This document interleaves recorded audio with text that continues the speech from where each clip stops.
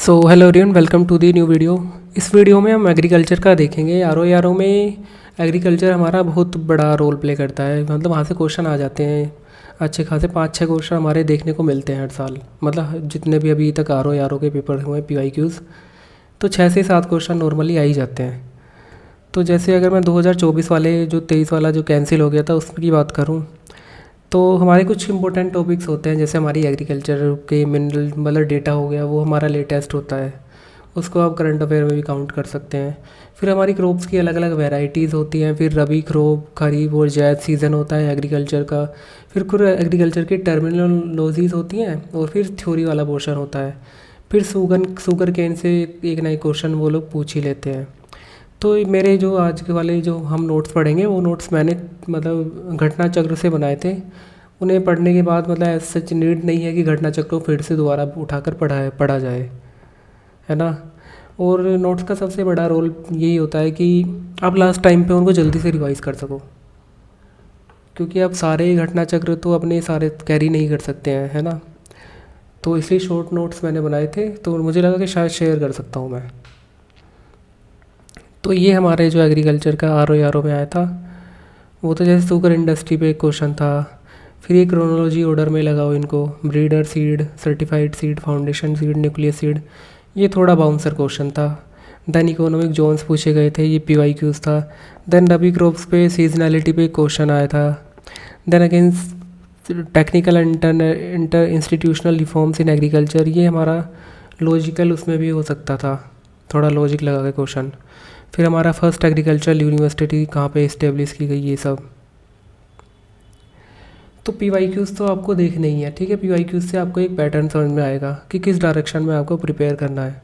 Then 2021 वाला जो are था, उसमें हमारा शुगर केन प्रोडक्शन पे आया था, डीप रूटेड। अगर आपने थ्योरी पोर्शन अच्छे से किया है तो आप इसको क्वेश्चन को ईजिली सोल्व कर सकते हैं। देन गुटी in plants is used for, कुछ क्वेश्चन बाउंसर टाइप के भी होते हैं, जैसे एक ये हो गया। फिर एक ये था, which is not correctly match, tobacco topping, chickpea, tillering, pegging, tasseling. तो ये क्वेश्चन जैसे आप पूछ लिया, आप एग्रीकल्चर से जितने भी रिलेटेड टर्मिनोलॉजीज़ हैं उनके आप शॉर्ट नोट्स बना लीजिए, उनको प्रिपेयर कर लीजिए।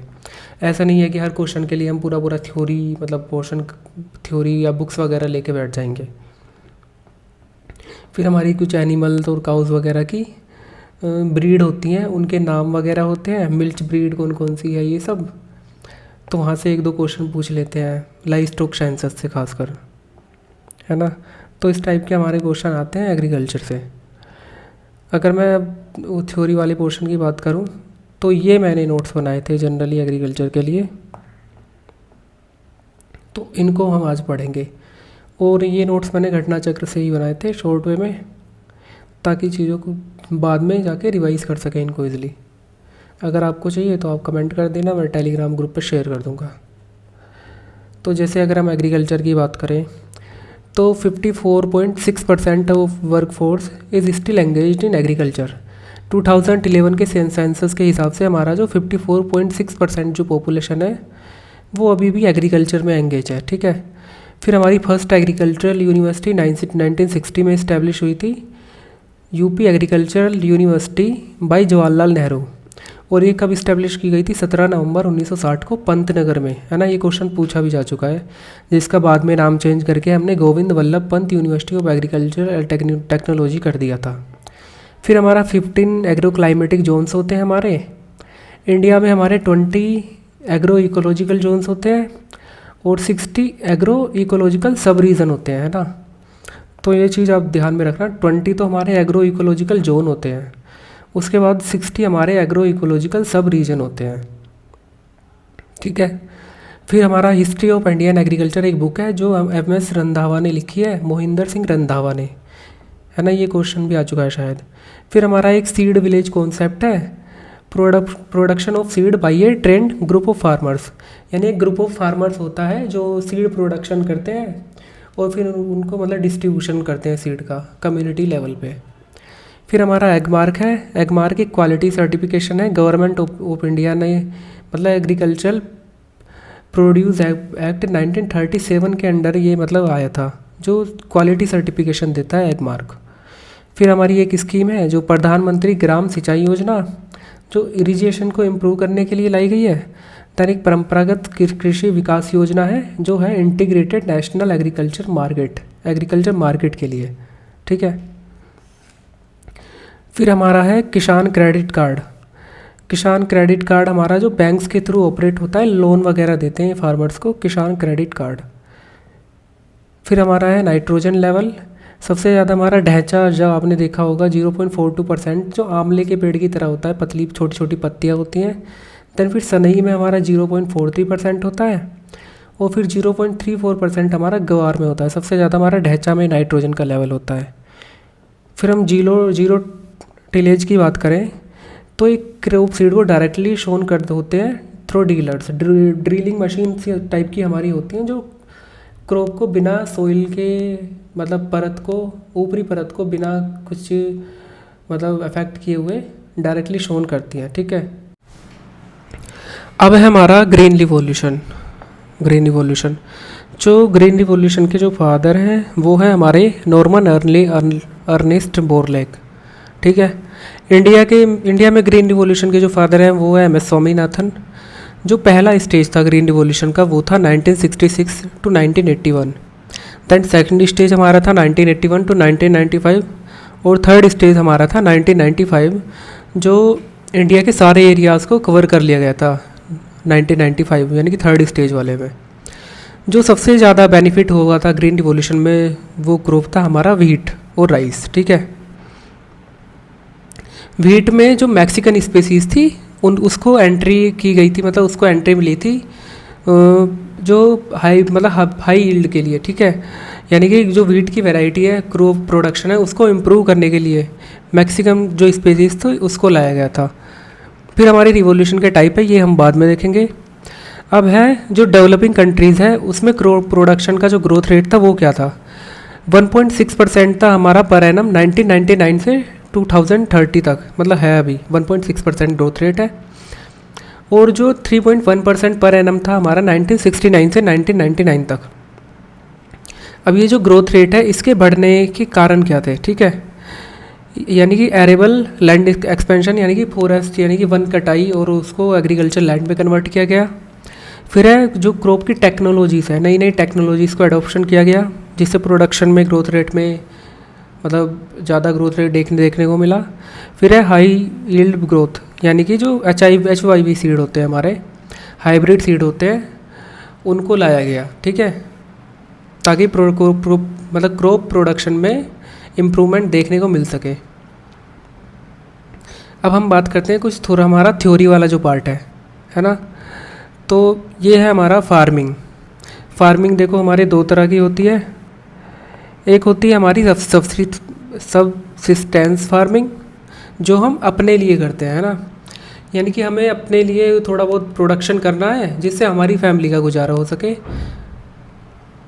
उसको हम बोलते हैं सबसिस्टेंस फार्मिंग। फिर हमारा होता है कमर्शियल लेवल पे जो हम करते हैं बिजनेस के लिए, और उसमें एनिमल्स भी इंक्लूड होते हैं, उसको हम बोलते हैं कमर्शियल फार्मिंग, ठीक है। सबसिस्टेंस फार्मिंग के हमारे दो टाइप होते हैं। एक तो हमारा इंटेंस लेवल के पे, यानी कि थोड़ा बड़े लेवल पे, थोड़ी फर्टाइल लैंड, उसमें थोड़ा फर्टिलाइजेशन का यूज़, फिर इरिगेशन सिस्टम उसमें होता है, तो वो होता है हमारा थोड़ा इंटेंसिव होता है, यानी कि थोड़ा बड़े लेवल पे। फिर एक होता है हमारा प्रिमिटिव, यानी कि पुराने वही तौर तरीके हमारे कृषि के।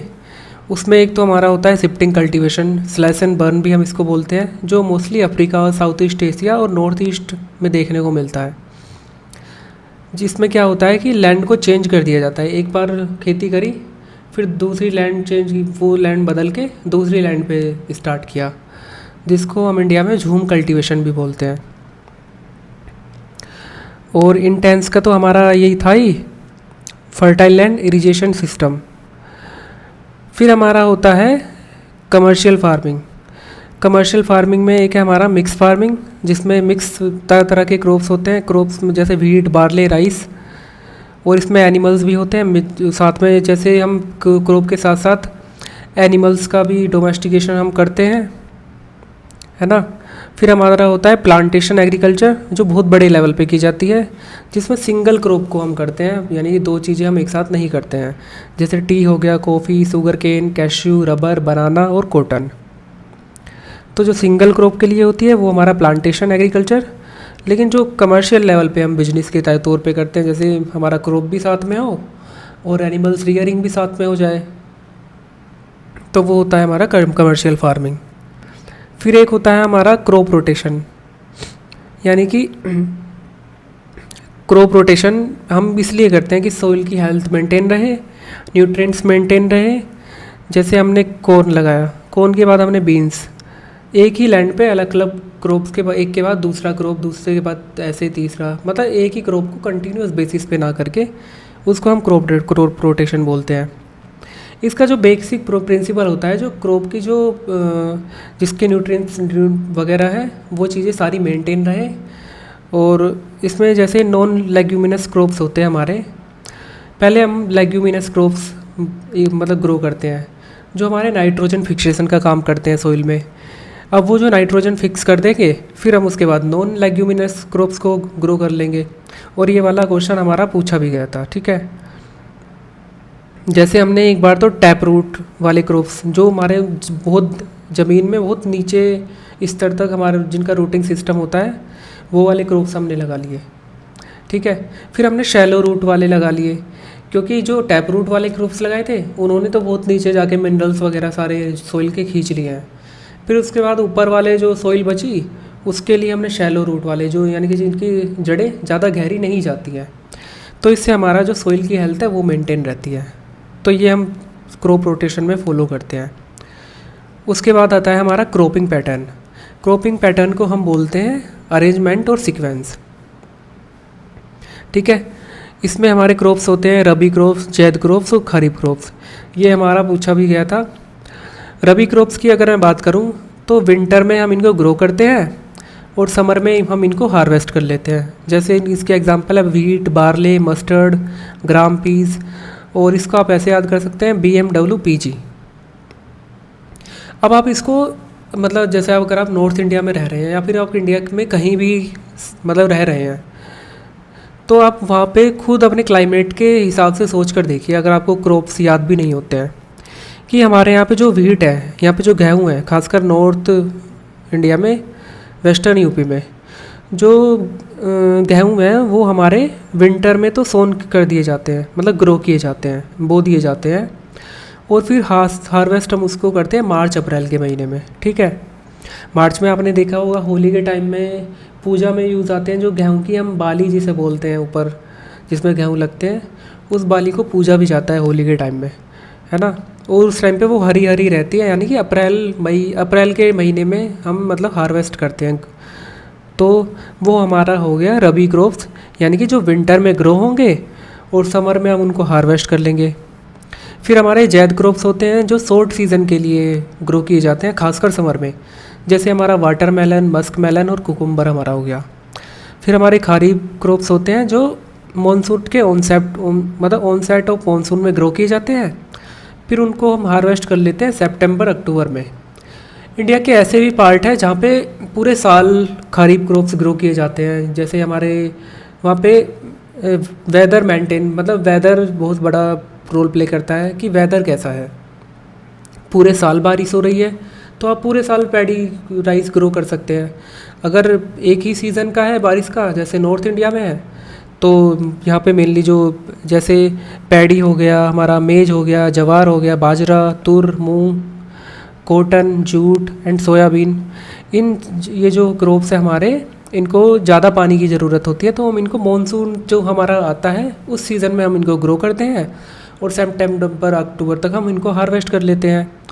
तो इनके नाम आपको याद होने चाहिए, आप कोई भी ट्रिक वगैरह बना सकते हैं, रबी, जैद और हमारे खरीफ क्रॉप्स। अब हमारा होता है क्रॉपिंग सिस्टम। क्रॉपिंग सिस्टम में हम रोटेशन में तो हमने देख लिया था, मोनोकल्चर यानी कि एक ही क्रॉप को एक बार उगाएंगे, है ना। इसी में होता है हमारा एक फॉलो क्रॉपिंग, जो मतलब फॉलो करके ग्रो किया जाता है क्रॉप्स को।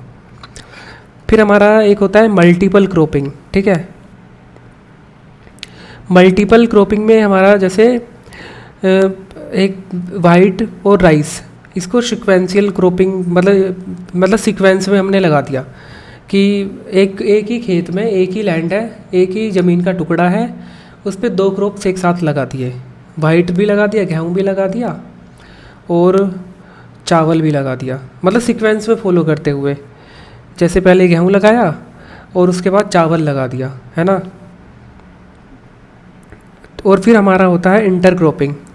इंटरक्रॉपिंग में हमारा मिक्स क्रॉपिंग होता है, growing two or more crop simultaneously one same piece of land.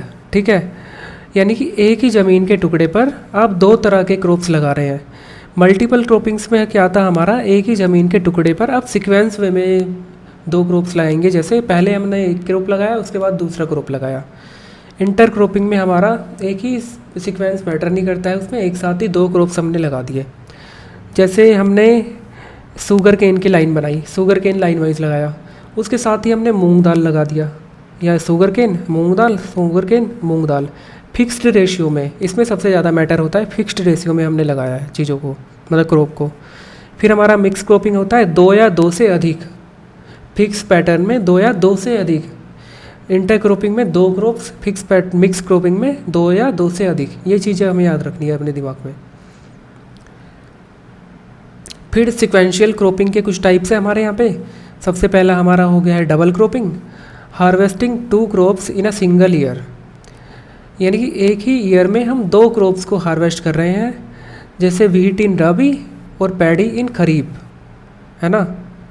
एक ही साल में दो सीज़न आए और दो क्रॉप्स को हम हार्वेस्ट कर रहे हैं। फिर हमारा ट्रिपल क्रॉपिंग हो जाएगा, तीन क्रॉप्स को हम हार्वेस्ट कर रहे हैं। फिर रिले क्रॉपिंग होता है एक हमारा। रिले क्रॉपिंग में क्या होता है कि जब पहले क्रॉप का सीज़न ख़त्म नहीं होता है, यानी कि पहले क्रॉप को हार्वेस्ट करने से पहले ही हम दूसरा क्रॉप लगा देते हैं, सोन कर देते हैं उसके बीज। जैसे हमारा मक्का हो गया, मेज हो गया, उसको हार्वेस्ट करने से पहले ही हमने दूसरा क्रॉप ग्रो करा लिया, उसी मतलब वहीं पे सोयाबीन हमने ग्रो कर दिया। ठीक है। फिर होता है हमारा कवर क्रॉप। कवर क्रॉप्स हमारे होते हैं जैसे कि एक हमने पहले एक फसल लगाई, अब उस फसल को जब हम काट लेंगे, उसको हार्वेस्ट कर लेंगे, अब कुछ दिन के लिए जो हमारी लैंड है ना वो खाली पड़ी रहेगी ज़मीन। ठीक है, उसको दोबारा मतलब उसी पैटर्न में जाने के लिए, यानी कि उस ज़मीन को दोबारा कि हम उस पर दूसरा क्रॉप ग्रो कर सके, कुछ दिन के लिए हम उसको खाली छोड़ देते हैं। उस वाले फेज़ को कवर करने के लिए होते हैं कवर क्रॉप्स। इसमें हम बहुत ही जिनकी क्रॉप साइकिल बहुत ही कम होती है, वो वाले क्रॉप्स हम ग्रो करते हैं। जैसे लौंग हो गया, लेग्यूम प्लांट्स हो गए हमारे। खासकर हम लेग्यूम प्लांट्स क्यों ग्रो करते हैं, क्योंकि वो नाइट्रोजन को जल्दी फिक्स कर देते हैं। नाइट्रोजन फिक्सेशन हमारा लैंड में हो जाता है, फिर हम इजीली दूसरा क्रॉप ग्रो कर लेते हैं, है ना। तो ये दो क्रॉप्स के बीच की साइकिल को कवर करते हैं, तो उनको हम कवर क्रॉप्स बोलते हैं। फिर हमारा जो इंटरक्रॉपिंग है, इंटरक्रॉपिंग में हमारा एक तो हो गया रो क्रॉपिंग, यानी कि रो वाइज लगाते हैं। जैसे मक्का के साथ हमने बीन्स लगा दिए, रो वाइज ऐसे करके रो वाइज लगाते हैं। फिर एक होता है हमारा पैच वाइज हमने लगा दिया ऐसे। फिर एक होता है हमारा स्ट्रिप टाइप हमने लगा दिया। फिर हम एक होता है हमारा मिक्स्ड में होता है कि बीज को, सारे बीज सीड्स को जो भी एक साथ मिक्स करके और हमने ग्रो कर दिया। पैच हमारा एक होता है कि भाई पैडी में खासकर हम पैच एक साइड लगा लेते हैं और फिर उसको पूरे फील्ड में शोन कर देते हैं। फिर एक होता है हमारा पैरेलल क्या होता है, पैरेलल इंटरक्रॉपिंग यानी पैरेलल क्रॉप्स। इसमें जैसे सोयाबीन और कॉटन हमने एक साथ लगाया, इन दोनों में कोई अफेक्ट नहीं करता, यानी कि एक क्रॉप दूसरे को अफेक्ट नहीं कर सकता है ना, ग्रोथ वाइज भी और प्रोडक्शन वाइज भी। ठीक है, जैसे तो वो होता है हमारा पैरेलल क्रॉप, सोयाबीन और कॉटन हमारा हो गया। ठीक है, अब सिनर्जिस्टिक क्रॉप हमारा हो गया, जैसे शुगर केन और पोटैटो। अगर दो क्रॉप्स को हम एक साथ लगाते हैं तो दोनों का प्रोडक्शन पहले से बेहतर हो जाता है। अगर हमने किसी लैंड में अगर हमने सिर्फ शुगर केन लगाया, गन्ना लगाया है, ठीक है, तो मे बी इतना प्रोडक्शन इतना बेहतर नहीं हो सकता था अगर हम दो क्रॉप्स को एक साथ लगाते। तो जैसे हमने शुगर केन और पोटैटो लगाया तो दोनों का क्रॉप प्रोडक्शन पहले से बेहतर हुआ है, उसको हम सिनर्जिस्टिक क्रॉपिंग पैटर्न हम बोलते हैं। फिर मल्टी स्टोरी क्रॉप होता है हमारा, यानी कि उनमें हाइट का हमारा डिफरेंस होता है। एक ही क्रॉप लगाया, फिर हमने ऐसा क्रॉप लगाया ऐसा, यानी कि उनकी हाइट्स में बहुत ज़्यादा डिफरेंस होता है। एक क्रॉप की हाइट में कम होता है, मतलब हाइट का गैप होता है दोनों क्रॉप्स में। मल्टी स्टोरी क्रॉप हो गया। फिर एले क्रॉपिंग हमारा हो गया। देखो एक तो होता था हमारा रिले क्रॉपिंग और एले क्रॉपिंग में कंफ्यूज नहीं होना है। एले क्रॉपिंग हमारा होता है बॉर्डर पे, खासकर कोई भी हमारा एक पीस ऑफ लैंड है उसके बॉर्डर पे हम क्रॉप्स को ग्रो करते हैं, जो एग्रो फॉरेस्ट्री हम जिसे बोलते हैं। और वो हमारा एक तरह से फैंसिंग का काम करता है, जो हमारा क्रॉप्स बीच में ग्रो हो रहा है उस खेत के, तो उसकी एक तरह से फेंसिंग हो जाती है एक बॉर्डर पे, मतलब एक तरह से प्रोटेक्शन भी होती है और हमारा क्रॉप भी ग्रो होता है। अब है हमारा जीरो बजट नेचुरल फार्मिंग। ये chemical free agricultural traditional Indian practice है, जीरो बजट नेचुरल फार्मिंग, यानी कि सारी चीज़ें उसमें नेचुरल है और हमारा बजट भी हमारा जीरो रहेगा। इसके 4 पिलर्स हैं हमारे, बीज मित्र यानी कि सीड ट्रीटमेंट, यानी कि जो भी हमारी नेचुरल चीज़ें हैं उन्हीं से हमारा बीज का ट्रीटमेंट करना है। जीव मित्र फर्टिलाइज़र, नो पेस्टिसाइड, बिना किसी फर्टिलाइज़र और पेस्टिसाइड का यूज़ करके जीव मित्र होता है हमारा। फिर मल्चिंग हमारा होता है सॉइल स्ट्रो एंड लाइव, यानी कि सॉइल स्ट्रो मल्चिंग हमारा एक प्रोसेस ऐसा होता है कि जैसे हम जो हमारी लैंड है उसको एक्सट्रीम टेम्परेचर या हार्श सनलाइट वगैरह से बचाने के लिए ऊपर से हम मल्चिंग कर देते हैं, है ना। सॉइल की स्ट्रो वगैरह होता है, सूखे पत्ते होते हैं। फिर वो होता है हमारा वफासा, ये हमारा होता है सॉइल का मॉइस्चर के लिए। तो बस आप इनको ज़्यादा डीप में ना जाके आप 4 पिलर्स याद कर लीजिए, बीज मित्र, जीव मित्र, मल्चिंग और ये एक हमारा होता है वफासा। पता नहीं कैसी कैसी स्पेलिंग से मुझसे तो नाम भी नहीं लिए बदल लिए जाते हैं। फिर हमारा होता है एक integrated farming system, live stock, poultry and fish, duck, fish, paddy. मतलब इंटीग्रेटिंग फार्मिंग सिस्टम हमारा एक ऐसा फार्मिंग सिस्टम है जिसमें हमारा लाइव स्टॉक के साथ साथ हम क्रॉप्स को ग्रो करते हैं। जैसे हमारा पैडी हो गया, पैडी में ही हम डक्स, फिश हम ग्रो कर सकते हैं, वो हमारा हो गया इंटीग्रेटिंग फार्मिंग सिस्टम। फिर हमारा होता है पर्माकल्चर। पर्माकल्चर ये है हमारा परमानेंट एग्रीकल्चर, सस्टेनेबल लिविंग पे हमारा ये डिपेंड करता है। इसमें हमारे जो पार्ट्स हैं वो soil, shelter, energy, climate, water, food और एथिक्स, इन सब को देखते हुए, यानी कि नेचुरल तरीके से सब चीज़ें होती हैं। वहीं पे इंसान रह रहे हैं, वहीं पे क्रॉप्स ग्रो हो रहे हैं, क्रॉप्स को एनिमल खा भी रहे हैं। एनिमल का जो एक्सक्रीटा है वो हमारा सोइल में जा रहा है, उससे खाद प्रिपेयर हो रहा है। तो मतलब एक नेचुरल तरीके से जो एक चेन चल रही है वो हमारा पर्माकल्चर होता है। इसमें कोई भी नो टिल होता है, यानी कि टिलिंग हम नहीं करते हैं, जिससे हमारा कार्बन का सिक्वेस्ट्रेशन हमारा मेंटेन रहता है। जब हम टिलिंग करते हैं तो कार्बन का जो लेवल है वो हमारा बढ़ता है, ठीक है। फिर हमारा एक होता है इंटीग्रेटेड न्यूट्रिएंट मैनेजमेंट, यानी कि maintain of soil fertility. Organic resources हैं इसमें, ऑयल केक, बोन मील, यानी कि ऑर्गेनिक तरीके से जो सॉइल की फर्टिलिटी है उसको मेंटेन करना। जैसे बोन मील हो गया हमारा, बोन मील यानी कि जो हड्डियों का एक चूरा होता है, यानी जानवरों की हड्डियों का चूरा, उसमें हमारे पोटेशियम न्यूट्रिएंट्स होते हैं। फिश मील भी एक हमारा होता है, ऑयल केक होता है। फिर हमारा होता है ग्रीन मैन्यूर, हम इसमें अकाउंट करते हैं, लीफ। फिर हमारा इनऑर्गेनिक फर्टिलाइज़र होता है NPK, नाइट्रोजन, फॉस्फोरस और पोटेशियम हमारा होता है इनऑर्गेनिक फर्टिलाइज़र। देन फिर हमारे बायो फर्टिलाइज़र होते हैं, जो जैव खाद्य पदार्थ होते हैं, जो भी हमारे बैक्टीरिया वगैरह होते हैं। फ्रीलिंग में हमारा हो जाएगा एजोबैक्टर, क्लैप्सिएला, एनाबिना नोस्टोक, और सिम्बायोटिक में हमारा हो जाएगा राइजोबियम। कई बार पूछ लेते हैं फ्री लिविंग जो बैक्टीरिया हैं वो कौन कौन से हैं, है ना, जो फर्टिलाइज़र बनाते हैं, बायो फर्टिलाइज़र में यूज़ होते हैं। एजोबैक्टर हमारा हो गया क्लैप्सिएला, एनाबिना नोस्टोक, और सिम्बायोटिक हमारा हो गया राइजोबियम। अगर आप चीज़ों को ऊपर से भी दिमाग में रखेंगे ना, ध्यान रखेंगे, तो आप क्वेश्चन ईजिली सोल्व कर लेते हैं। इतना डीप में चीज़ें नहीं आती हैं कि भाई कैसे इनका प्रोसीजर बताओ, कैसे फर्टिलाइज़र में बनाते हैं, क्योंकि उनको पता ही एग्रीकल्चर का पेपर नहीं है। और हमें बस हर चीज़ की थोड़ी थोड़ी नॉलेज होनी चाहिए। मैं भी कोई एग्रीकल्चर का इंस्टीट्यूट मतलब स्टूडेंट नहीं हूँ, या फिर मैंने एग्रीकल्चर में कोई MSc PhD नहीं करी है। मैंने सिंपली नोट्स को वहाँ से पढ़ा है और यहाँ पे नोट्स बना दिए हैं। देन है हमारा इंटीग्रेटेड पेस्ट मैनेजमेंट, यानी कि सस्टेनेबल तरीके से पेस्ट को मैनेज करना, sustainable agricultural management, insect, weeds and disease. फिर हमारा मैकेनिकल एंड फिजिकल वे होते हैं इसमें। एक होता है हमारा ट्रैप्स फॉर रोडेंट्स, यानी कि ट्रैप्स लगाते हैं जो रोडेंट्स वगैरह को ट्रैप्स करते हैं। और जैसे हमारा साउथ में खासकर जैसे चूहे वगैरह को पकड़ने के लिए ट्रैप्स लगा देते हैं खेतों में। फिर हमारा मल्चिस बैरियर्स होता है, मल्च वगैरह कुछ बैरियर्स होते हैं। फिर हमारा केमिकल में होता है हमारा केमिकल वे से कंट्रोल अगर हम करते हैं, है ना, यानी कि जो हमारे नेचुरल तरीके को फॉलो करें वो केमिकल्स हम यूज़ करते हैं जो ज़्यादा इफेक्ट ना करे क्रॉप को। फिर है हमारा dry land agriculture. Dry land agriculture में पहला है हमारा रेन फीड एग्रीकल्चर, जो पूरा का पूरा रेन पे डिपेंड होता है। फिर इसके पार्ट्स हमारे ड्राई फार्मिंग।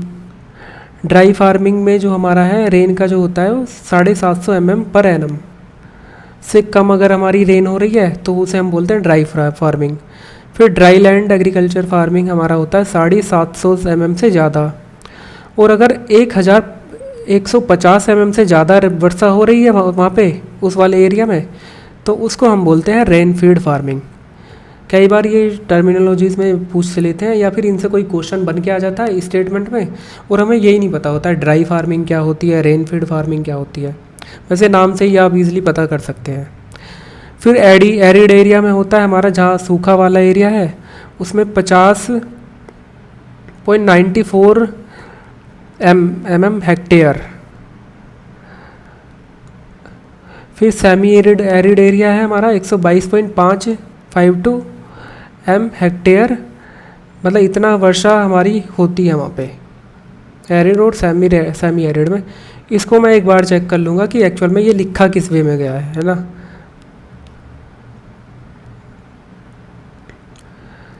अब हमारे क्रॉप्स की बारी आती है।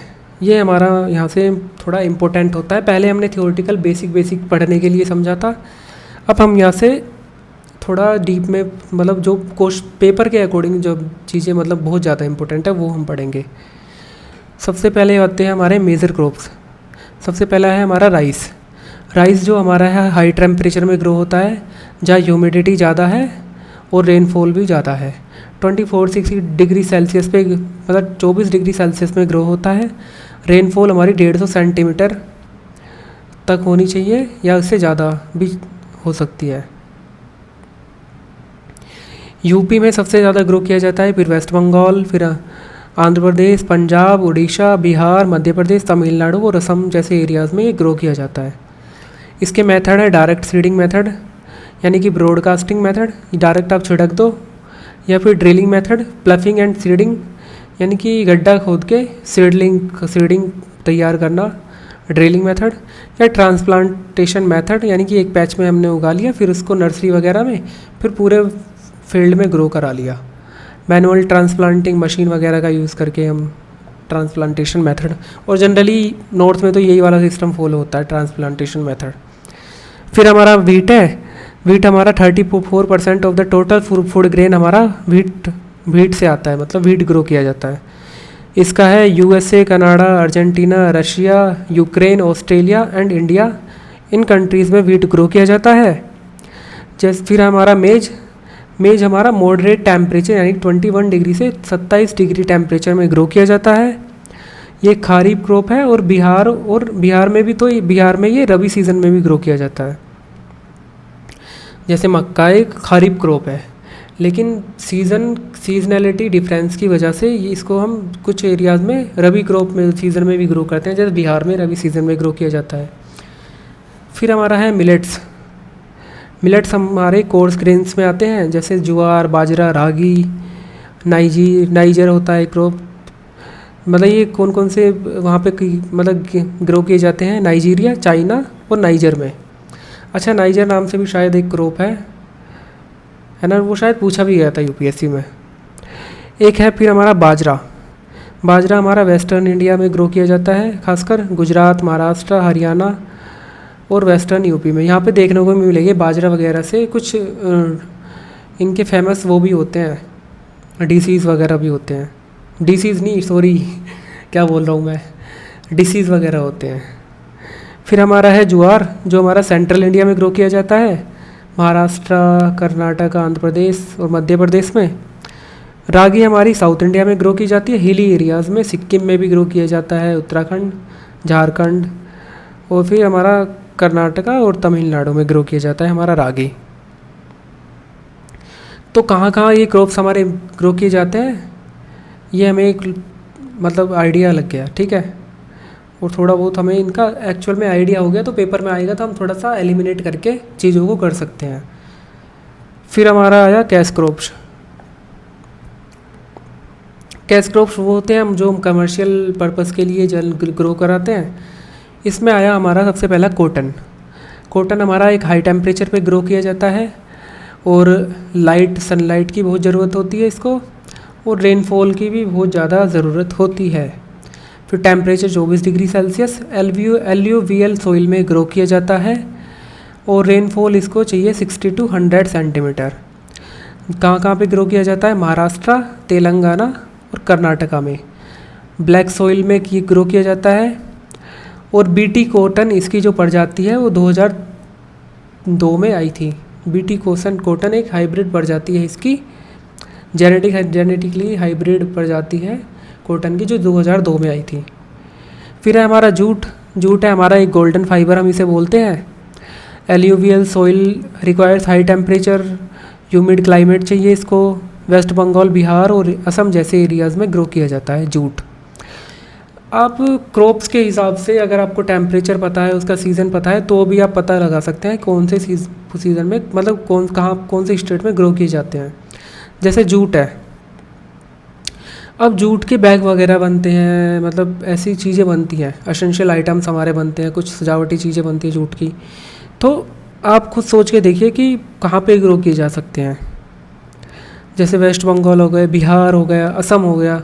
आपने देखा भी होगा कि दिल्ली में अगर आप गए होंगे असम हट में, या ये जो होती हैं वहाँ पे जूट की जो चीज़ें होती हैं, सजावटी चीज़ें, वो बहुत ज़्यादा देखने को मिलती है। तो अगर आपने चीज़ों को ऑब्ज़र्व किया है तो आपको ऐसे भी याद हो जाएंगे कि कॉटन का है, हाई टेम्परेचर में ग्रो होती है, रेनफॉल ज़्यादा चाहिए, तो कहाँ कहाँ पे देखने को मिल सकती है। कर्नाटका में, तेलंगाना में ह्यूमिडिटी ज़्यादा चाहिए कॉटन को, तो कहाँ कहाँ पे महाराष्ट्र में देखने को मिल सकती है। ब्लैक सॉइल में ग्रो होती है, तो ब्लैक सॉइल कहाँ कहाँ हमें मिलती है ना। फिर है हमारा कॉफ़ी। कॉफ़ी हमारा वार्म एंड वेट क्लाइमेट में होती है, ट्रॉपिकल क्रॉप है, शेडिड इनडायरेक्ट सनलाइट, यानी कि इनडायरेक्ट सनलाइट में ग्रो किया जाता है कॉफ़ी को। फिर थर्ड है इन एशिया, और इंडिया का जो प्रोडक्शन है कॉफ़ी का वो तीसरा है एशिया में, और पांचवा है पूरे वर्ल्ड में। अब कॉफ़ी की जो 2 वेल नोन स्पेसीज़ हैं वो है हमारी अराबिका एंड रोबस्टा। ब्राज़ील हमारा कॉफ़ी का लार्जेस्ट प्रोड्यूसर है।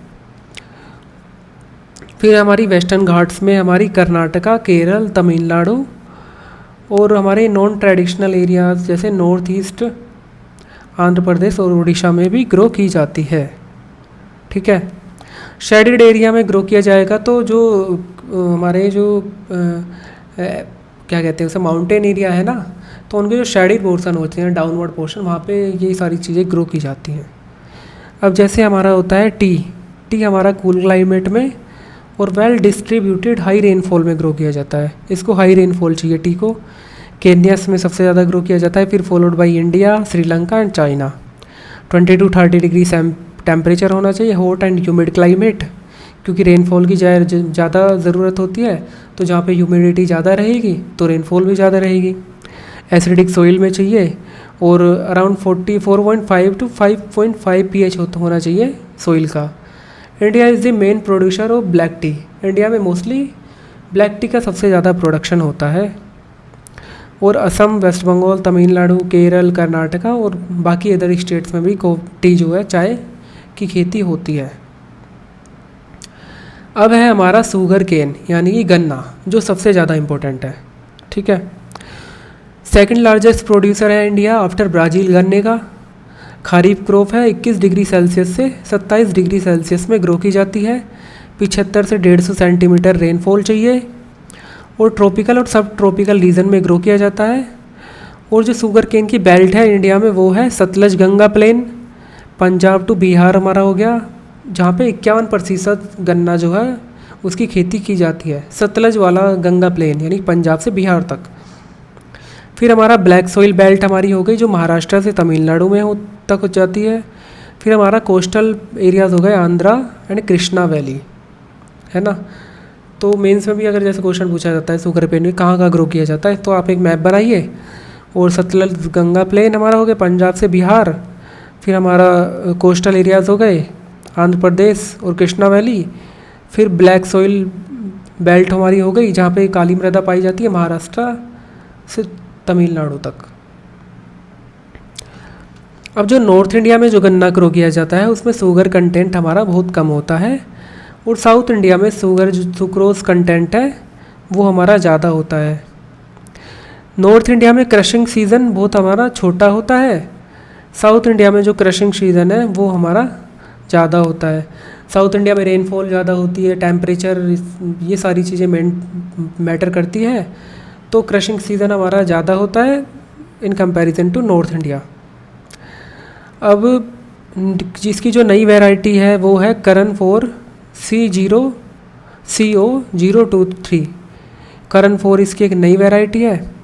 फिर हमारा इथेनॉल प्रोडक्शन होता है हमारा गन्ने से, अगर 95% प्योरिटी है तो उससे हमारी अल्कोहल बीवरेज बनती है।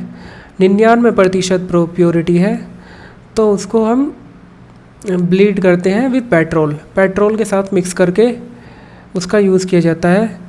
उसी को हम बोलते हैं इथेनॉल प्रोडक्शन या इथेनॉल ब्लेंडिंग भी हम बोलते हैं। फिर है नेशनल पॉलिसी ऑन बायोफ्यूल्स जो हमारी 2018 में आई थी, जिसका टारगेट था 20% इथेनॉल ब्लेंडिंग हम अचीव कर लेंगे 2023 तक। ठीक है, यानी कि 2030 तक हम 20% इथेनॉल ब्लेंडिंग हम कर लेंगे। तो ये टारगेट था नेशनल पॉलिसी ऑन बायोफ्यूल्स का जो हमारी 2018 में आई थी। अब इथेनॉल ब्लेंडिंग का कारण क्या था? इथेनॉल ब्लेंडिंग का जनरली कारण ये था कि जो शुगर केन है उस पे जो प्राइस है वो ज़्यादा मिलने लग गए थे। जो हमारे स्टेट में प्राइस, एक शुगर केन पे हमारा MSP नहीं होता है, FRP होता है, और स्टेट में हमारा SAP होता है। ठीक है, जो स्टेट गवर्नमेंट्स हमारी इसको बढ़ाती रहती है, बहुत सारे कारण होते हैं हमारे, पॉलिटिकल और पर्सनल रीजंस होते हैं। जो SAP हमारा बढ़ता है तो जो गन्ने का जो प्रोडक्शन था वो बढ़ ही रहा था, है ना। अब उस चीज़ को ज़्यादा से ज़्यादा यूटिलाइजेशन में लाया जाए तो उसको इथेनॉल ब्लेंडिंग गवर्नमेंट ने एक नया इनिशिएटिव लाए थे, है ना। तो शुगर केन की जो प्राइसिंग है वो CACP मेंटेन करती है, FRP प्रोवाइड करती है।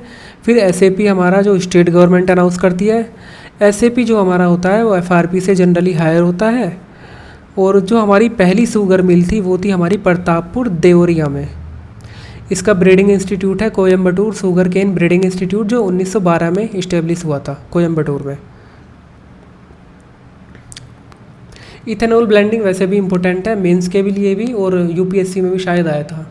तो शुगर केन तो वैसे भी UP PCS के लिए भी इम्पोर्टेंट है और UPSC के लिए तो है इम्पोर्टेंट। शुगर केन से हर साल एक क्वेश्चन आता ही है RO में भी। बाकी शुगर केन से रिलेटेड थोड़ा बहुत जो भी बचा है उसको हम नेक्स्ट सीरीज़ में कर लेंगे, जो नेक्स्ट वीडियो आएगा उसमें हम कवर कर लेंगे शुगर केन को। अब हमारे कुछ मिसलिनियस जो टॉपिक्स हमारे रह गए हैं वो हम देखते हैं। सिल्क है हमारा, जैसे सिल्क की वैरायटीज़ होती है हमारी मलबरी सिल्क, तसर सिल्क, मूगा और इरी सिल्क, इसकी जो वैरायटी है। फिर हमारा एक होता है नेशनल हॉर्टिकल्चर बोर्ड, ये हमारा 1984 में अंडर सोसाइटी रजिस्ट्रेशन एक्ट 1816 में इस्टेब्लिश हुआ था। फिर शिफ्टिंग कल्चर के इम्पोर्ट टाइप्स होते हैं हमारे अलग रीजन वाइज, बहुत इंपॉर्टेंट है। झूम हमारा हो गया नॉर्थ ईस्ट में, कुमारी इसको बोलते हैं वेस्टर्न घाट में, वोल्ट्रे इसको बोलते हैं राजस्थान में, दहिया और मशान इसको बोलते हैं मध्य प्रदेश में, पोद्रे इसको बोलते हैं उड़ीसा और आंध्र प्रदेश में, पेंडा बोलते हैं आंध्र प्रदेश में, कुरुआ झारखंड में बोलते हैं, कोमान और ब्रिंगा इसको उड़ीसा में, और खील बोलते हैं हिमालयन बेल्ट में। तो ये हमारे शिफ्टिंग कल्टीवेशन के अलग अलग नाम हैं जो अलग अलग रीजन में हम इसको बोलते हैं। फिर है हमारा क्रॉप और उनकी डिजीज़। जैसे शुगर केन की हमारी है रेड रोड डिजीज़, पैडी की है हमारी खेरा, अरड़ में हमारी विल्ट डिजीज़ लगती है, और पोटैटो की डिसीज़ है लेट ब्लाइट।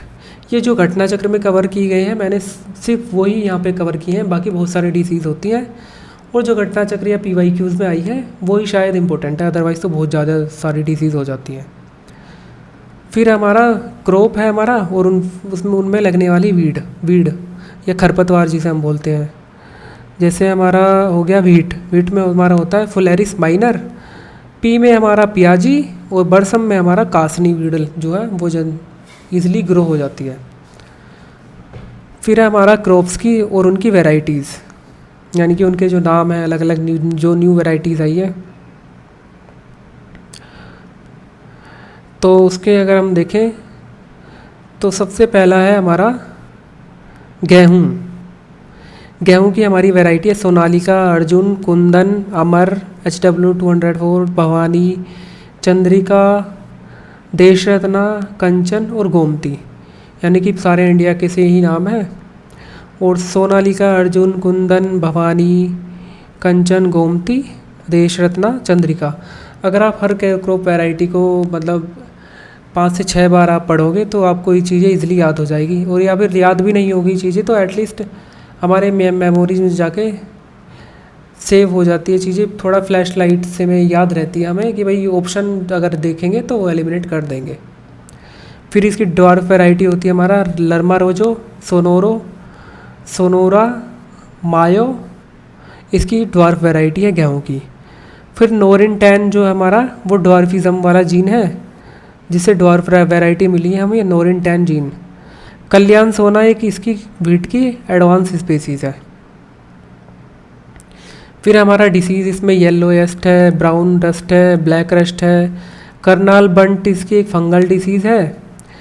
टिलीशिया इंडिका फंजाई से जो है वो लगती है। फिर हमारा ट्रिटी की hybrid of wheat and rice, यानी कि गेहूँ और राई की जो हाइब्रिड वैरायटी है उसका नाम है ट्रिटी की। पैरेलल क्रॉपिंग में हमारा व्हीट और मस्टर्ड ग्रो किया जाता है। फिर हमारा पैडी की स्पेसीज है हमारा वैराइटीज़ हमारी जमुना, कावेरी, जया, कांची, जगन्नाथ, कृष्णा, हंसा, विजया, पद्मा, अन्नपूर्णा, बाला, रत्ना और अमन।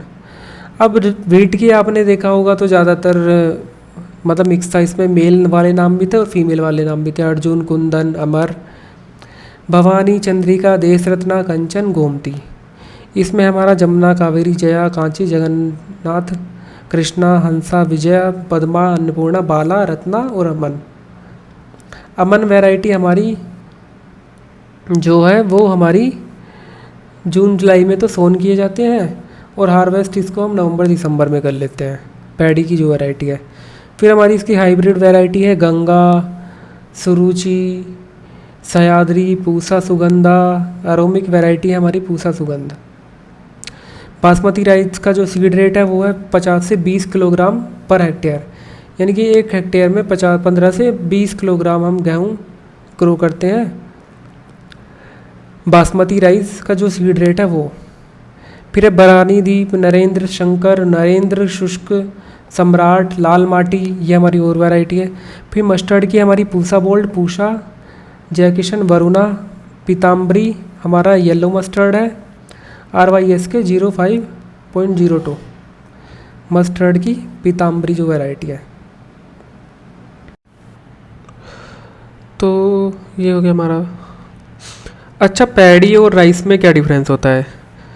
तो पैडी हमारा होता है अनप्रोसेस्ड राइस, यानी कि जिसके ऊपर हस्क होता है और ब्राउन ब्राउन सी कवरिंग होती है ना राइस के ऊपर, तो वो हमारा होता है पैडी यानी धान। और जब वो प्रोसेस्ड हो जाता है, प्रोसेस के बाद हमें वाइट मिलता है अंदर का जो सीड होता है, जिस है ना खाने के लिए जनरली हम यूज़ करते हैं, वो हमारा राइस होता है ना। और हस्क के साथ उसे हम बोलते हैं पैडी, यानी कि धान की खेती। तो हमारा मस्टर्ड हमारा पूसा बोल्ड, पूसा, जयकिशन, वरुण, पीताम्बरी जो हमारा येलो मस्टर्ड है। और बासमती राइस तो हमारा है ही, मतलब इसका जो हाइब्रिड वैरायटी है पैडी का। देन आते हैं हम पल्सिस में। पल्सिस के नाम है हमारे मालविया चमत्कार हमारा तुरदाल है।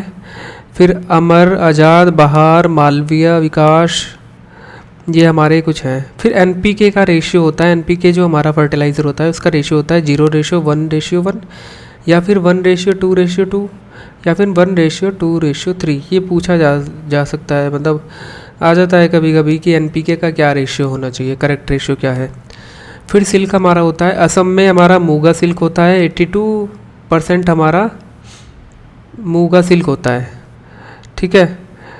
और फिर हमारा एरी सिल्क भी होता है एक। और कर्नाटका में हमारा होता है मलबरी सिल्क। और तसार जो सिल्क की वैरायटी होती है वो हमारी होती है झारखंड में, है ना, ट्रॉपिकल रीजन में। और तसार के हमारे दो होते हैं टाइप, एक तो होता है हमारा ट्रॉपिकल, यानी कि ट्रॉपिकल झारखंड में होता है। और जो ओक होता है, नहीं, तसार की हमारी दो वैरायटी होती है सिल्क की, ट्रॉपिकल और ओक। ट्रॉपिकल हमारा झारखंड में होता है और मणिपुर में हमारा ओक होता है। देन नेशनल हॉर्टिकल्चर बोर्ड होता है हमारा, जो अप्रैल 1984 में इस्टेब्लिश हुआ था। फिर हमारी मेज यानी मकई की वैरायटी होती है, जिसे क्वीन ऑफ सीरियल्स भी बोलते हैं। और थ्रू आउट द ईयर मकई उगाई जाती है, क्योंकि टेम्परेचर डिफरेंस और रेनफॉल का जो डिफरेंस है उसकी वजह से जो मकई है वो अलग अलग रीजन में, ऐसे भी रीजन है जहाँ पे पूरे साल उगाई जाती है। फिर शक्तिमान 1, 2 इसकी हाइब्रिड वैरायटी है। फिर पटैटो है हमारा, कोफरी चिप्सोना 2 और जो प्लेन्स में उगाए जाते हैं, प्लेन एरिया में कोफरी चिप्सोना 3। और कुफरी हिम हमारा, हिम सोना जो है वो हिली एरियाज़ में उगाया जाता है, कुफरी हिम सोना। देन जूट की है, जूट को हम गोल्डन फाइबर बोलते हैं। और इसकी जो वैरायटी है वो है मिस्ता, वेस्ट बंगाल में। देन मैंगो की है सिंधु, जो सीडलेस वैरायटी है, आम की जो बिना बीज की जो वैरायटी है। और एक है आम्रपाली मैंगो हाइब्रिड, जिसे हम दशहरा और नीलम भी बोलते हैं। ये नहीं, दशहरा और नीलम को मिक्स करके आम्रपाली वाला जो मैंगो है वो बनाया गया है, उसकी हाइब्रिड वैरायटी। देन गवावा है हमारा, उसकी है ललित और बनारसी। इंडियन गूसबेरी है, उसकी कंचन, कृष्णा, बनारसी। फिर हमारा नेशनल फूड सिक्योरिटी मिशन, जिसका मेन ऑब्जेक्टिव था व्हीट, राइस और पल्सिस का जो प्रोडक्शन है उसको बढ़ाना। फिर हमारा एनिमल हस्बेंड्री है, जिसमें एनिमल्स की अलग अलग मतलब स्पेसीज़ हैं। तो सबसे पहला है हमारा मिल्क ब्रीड, यानी कि जो दूध ज़्यादा देती हैं गाय और जो ज़्यादा मिल्क प्रोड्यूस करती हैं, उसकी है गिर, साहिवाल, सिंधी, देवनी, थरपारकर एक्सेट्रा। फिर हमारी ड्रोट ब्रीड्स हैं इसकी, नागौरी, भलावी, हालीकर, कंगयाम, किल्लारी, पोआड़ सेरी एक्सेट्रा। फिर राजस्थान में जो हमारी ब्रीड पाई जाती है काऊ की, वो है थरपाकर, राठी, काकरांगे, साहिवाल, लाल सिंधी, गिर, नागौरी, हरियाणवी, मालवी एंड मेवाती। कुछ हमारी जो है वो इम्पोर्टेंट है, जैसे साहिवाल हमारा हो गया, एक थारपाकर हो गया, सिंधी हो गया, है ना, ऐसे ही नागौरी हो गया। तो ये तो हमारी हो गई काउस की, मतलब अलग अलग जो है हमारी ब्रीड है। देन साहिवाल जो है वो हमारी सिंध प्रोविंस की है ना। बफेलो आ गई हमारी, फिर बफेलो है जो अलग अलग, मुर्रा, भद्रावरी है, एक जाफराबादी है, एक सतारी है, एक महसाना, नागपुरी, नीली, और एक है पंदरपुरी एक्सेट्रा। फिर है गोट की हमारी जमुनापारी। फिर 1970 में हमारा इंडियन डेयरी करप्शन कॉरपोरेशन आया था, जो आनंद गुजरात में नेशनल डेयरी बोर्ड 1965 में इस्टेब्लिश हुआ था, ठीक है। और फिर डॉक्टर वर्गेस कुरियन हमारे NDDB and Indian dairy corporation के फाउंडर हैं। और डॉक्टर वर्गेस कुरियन को हमारे जो father of milk production, milk revolution, white revolution भी बोला जाता है। नेशनल डेयरी रिसर्च इंस्टीट्यूट हमारा करनाल हरियाणा में है। स्टॉक फार्मिंग को हम बोलते हैं, ब्रीडिंग ऑफ एनिमल्स को स्टॉक फार्मिंग बोलते हैं। ये कुछ फैक्ट्स है।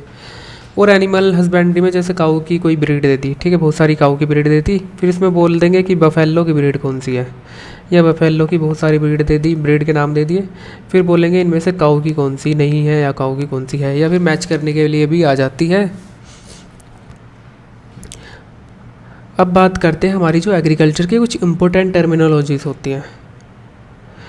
अभी तक हमने जो भी पढ़ा है वो बहुत ही मोस्ट इम्पोर्टेंट पढ़ा है, चीज़ों को ऊपर ऊपर से पढ़ा है, कुछ चीज़ों को थोड़ा डीप में पढ़ा है और कुछ चीज़ों को ऊपर भी पेपर के अकॉर्डिंग। और हम इतना ही कर सकते हैं, जहाँ पे 5-6 क्वेश्चन की बात है तो इतना ही सफिशेंट होता है। ऐसा नहीं है कि आप एग्रीकल्चर को यूपीएससी के लेवल पे लेकर बैठ जाएं, है ना। और कुछ चीज़ें समझ में भी नहीं आती है, जैसे इस वाले सेशन में भी कुछ चीज़ें अगर आपको समझ में नहीं आई है तो ये आपका फ़र्ज़ बनता है उस चीज़ को या तो कमेंट में आप पूछ लीजिए कि कुछ चीज़ समझ में नहीं आई है, या फिर आप खुद भी गूगल सर्च कर सकते हैं, यूट्यूब पे देख सकते हैं। अब हमारी है कुछ एग्रीकल्चर की टर्मिनोलॉजीज़, जैसे है crop physiology and agronomy terms हमारे होते हैं। टेलरिंग हमारा होता है production of side shoots from the base of the main stem, common in wheat and rice. यानी कि जो साइड शूट्स हमारी निकलती है base of the main stem से, उसे हम बोलते हैं टेलरिंग।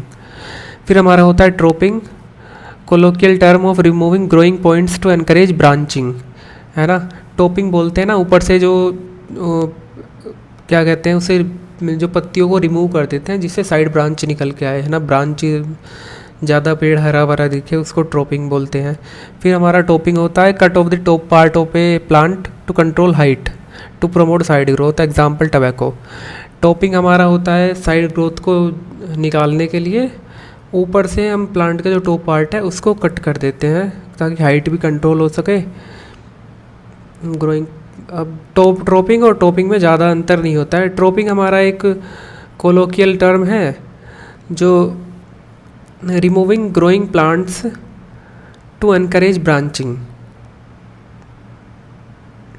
है ना। तो ये टॉपिंग और हमारा ट्रोपिंग तो एक तरह से सिमिलर वर्ड है, ठीक है। फिर हमारा प्रूनिंग यानी कि selective removal of plant parts to improve growth को बढ़ाने के लिए प्रूनिंग कर देना। अगर आपको कोई गार्डनिंग कर रहा है तो आपके लिए ये चीज़ें ईजी हैं। फिर हमारा वीडिंग यानी कि जो वीड्स निकल जाती है, खरपतवार, उनको रिमूव करना, अनवांटेड प्लांट्स जो होते हैं। फिर मल्चिंग होता है हमारा, ऊपर जो प्लांट की जो सतह है, ज़मीन है, उसके ऊपर मल्चिंग करना यानी कि हस्क वगैरह डाल के, जिससे मॉइस्चर हमारा मेंटेन रहे। फिर थिनिंग हमारा होता है removing extra seedlings to remove competition, है ना। फिर ट्रांसप्लांटिंग हमारा होता है सीडलिंग को नर्सरी से या main field from nursery to main field, मतलब सीडलिंग को ट्रांसप्लांट करना। खासकर जैसे धान की खेती में हम पैच में पूरी साइड सीडलिंग ग्रो कर लेते हैं नर्सरी में, फिर वहाँ से निकाल के हम जो फील्ड है, मेन फील्ड है, उसमें ट्रांसप्लांट करते हैं। देन इंटरक्रॉपिंग है हमारा गिव ग्रोइंग 2 और more crop simultaneously in the same field, ये हमने पहले भी देखा है। रिले क्रॉपिंग और एले क्रॉपिंग भी हमने पढ़ लिया है पहले। फिर है plants growth and development, germination, photosynthesis, photoperiodism, response of plants to length of day and light, है ना।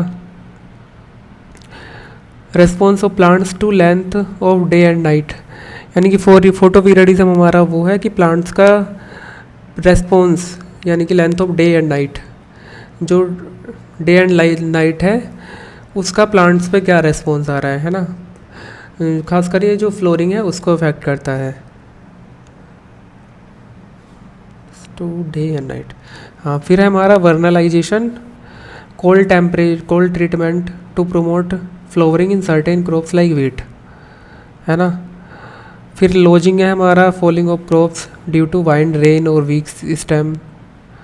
फिर हमारा soil and water management, leaching हमारा सॉइल का लीच होना, न्यूट्रिएंट्स का लीच होना, इनफिल्ट्रेशन वाटर का सॉइल में एंटर होना, percolation, downward movement of water logging हमारा रुक जाना, excess water in the root zone depriving roots of oxygen, water logging हो जाती है ना, रूट लॉगिंग भी जिसे हम बोलते हैं। फिर इरिगेशन है हमारा, crop production, pesticide, herbicide, fungicide, biological control, use of natural predators to control pest. ये हमारे टर्म्स ईजी हैं, इनको मतलब इतना डीप में पढ़ने की ज़रूरत भी नहीं है। तो एक हमारा टर्म से रिलेटेड जो भी आया था वो उस क्वेश्चन के लिए हमने टर्मिनोलॉजीज़ को भी पढ़ लिया है, एनिमल की जो ब्रीड्स हैं उनको पढ़ लिया है, फिर इनकी जो इस वेराइटीज़ है अलग अलग क्रॉप्स की उनको पढ़ा है, शिफ्टिंग, कल्टीवेशन, शुगर के इन सब के बारे में थोड़ा थोड़ा पढ़ा है, सारे क्रॉप्स के बारे में, है ना। फिर हमारे एग्रीकल्चर के जो फार्मिंग के टाइप्स होते हैं ये सब, तो लगभग हमने मोटा मोटा सारा पढ़ लिया है। अब हमारा क्या बचता है, अब हमारा बचता है 3 हमारे इम्पोर्टेंट टॉपिक्स बचते हैं। एक तो हमारी एग्रीकल्चर का स्कीम्स हो गई, एग्रीकल्चरल की स्कीम्स, कुछ हमारी पुरानी स्कीम्स है जो इम्पोर्टेंट है और कुछ नई स्कीम्स है जो फ़िलहाल 1-2 साल के अंदर में आई है रिसेंटली स्कीम, मतलब जो लॉन्च स्कीम है हमारी यूपी की और सेंट्रल की। देन इसके बाद है हमारा एग्रीकल्चर का डेटा जो बहुत बड़ा इम्पोर्टेंट है, एग्रीकल्चर का डेटा। इस वीडियो में उन चीज़ों को इसलिए इंक्लूड नहीं किया गया क्योंकि अदरवाइज़ वीडियो लंबा हो सकता था। और अगर आप लोगों को चाहिए भी, आपके पास बिल्कुल भी टाइम नहीं, हमें बस इम्पोर्टेंट पढ़ना है, तो आप पार्ट 2 बस देख सकते हैं। वैसे तो अगर आपको सारे क्वेश्चन ठीक करने हैं तो अब ये वाला पार्ट भी बहुत ज़रूरी है क्योंकि यहाँ से बहुत बार सारी बेसिक चीज़ें हमें देखने को मिली है ना।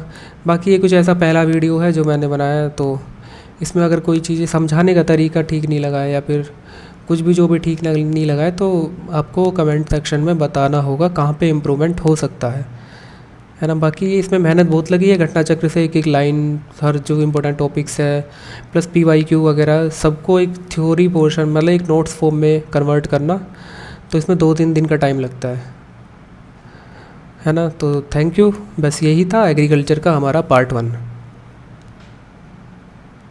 और एक चीज़ और था, एक था हमारा हाँ ये वाला जो था, ये हमारा होता है ड्राई लैंड एग्रीकल्चर का। ये जो था एरिड और सेमी एरिड, ये है हमारा क्या कि इंडिया में जो एरिड रीजन है वो है हमारा 50.94 मिलियन हेक्टेयर, और जो हमारा सेमी एरिड रीजन है इंडिया में वो है हमारा 122.52 मिलियन हेक्टेयर, है ना। उस टाइम पे मैंने लिखा था और मुझे याद नहीं आ रहा था, बाद में याद आया कि ये वो मिलियन था, ठीक है। तो जो इम्पोर्टेंट फैक्ट्स हैं वो लगभग हमने सारे कवर कर लिए हैं। नेक्स्ट वीडियो में जो एग्रीकल्चर का डेटा है और स्कीम्स है और जो भी थोड़ा बहुत इधर उधर बचा होगा वो हम कवर कर लेंगे।